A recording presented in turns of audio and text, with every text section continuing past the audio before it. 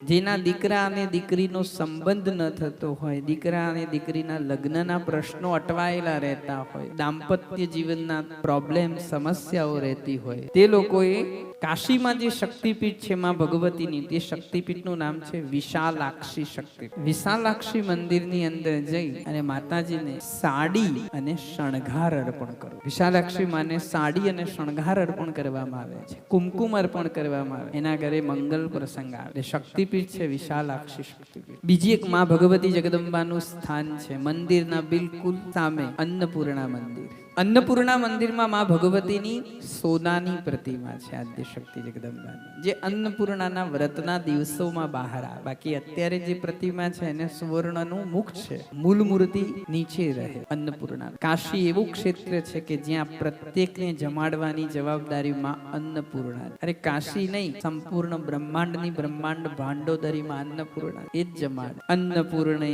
સદાપૂર્ણે શંકર પ્રાણ વલ્લભે જ્ઞાન વૈરાગ્ય સિદ્ધ્યર્થમ ભિક્ષા દેહી ચ પારા. જે જ્ઞાન અને વૈરાગ્યની ભિક્ષા આપે છે એ માં અન્નપૂર્ણા. અન્નપૂર્ણાના દર્શન કરવા.